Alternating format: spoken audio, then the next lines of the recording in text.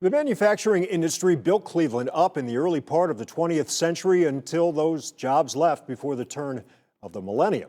And now Ohio is trying to harness the power of technology to lead our region into a new period of economic success. The recently announced Cleveland Innovation District is trying to lay the groundwork for medical breakthroughs. But in this News 5 original, Kevin Barry explains how some tech companies from Silicon Valley were already starting to notice Cleveland. As a young man in Germany, Oscar Bruning knew his calling was to work for a technology company. I came to the U.S. because this is where tech is. Specifically, San Francisco, where software engineers are seemingly around every corner. After working for other companies, Oscar helped start Peak.com, connecting people to activities in other cities or their own.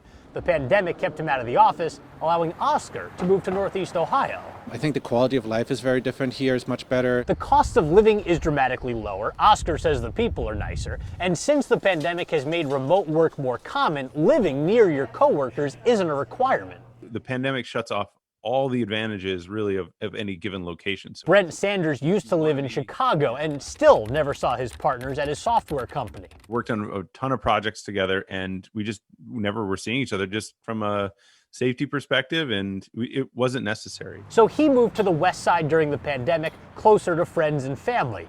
Brent and Oscar aren't alone. In the last 2 years, U-Haul says Ohio has been in the top 10 states that self-movers are coming to. And Brent says he expects more of the tech industry to follow. Really what I think it's just making it known that Cleveland's a cool place to be. Both Oscar and Brent say they found a population of other tech workers that they frankly didn't think would be in the Midwest. Plus, the major universities and colleges here are graduating students with the entry-level skills Brent and Oscar's companies need. And I think a lot of companies in the earlier stages, they are not necessarily out here to find senior engineers or mid-level engineers. So students looking for internships or their first jobs are the perfect match, making Oscar and Brent pretty excited with what they found here so far. But both of their companies were well established before coming to Cleveland. Founders who try to get off the ground in Northeast Ohio have it a little harder. When you're actually here in creation, that's completely different. Chanel Williams and Charisma Curry started Parents in Motion 4 years ago. Before the pandemic, it was a rideshare company for families with school-aged kids who struggled to get them from home to school and other activities. Without the established track record of Brent and Oscar's businesses, Chanel says it can be hard to raise money and momentum. And sometimes they won't even look at you because you don't have this much money generated. So what can we do with you? Parents in Motion was eventually accepted into a startup accelerator in Cleveland and even pivoted during the pandemic. They're hopeful that Cleveland can become the tech hub it wants to be, while also becoming more inclusive.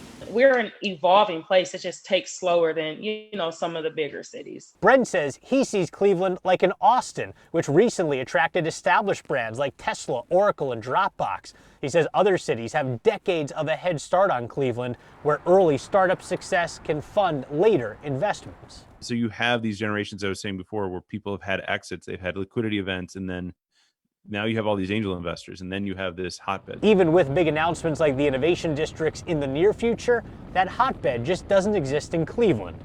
Yet. In Cleveland, I'm Kevin Barry, News 5.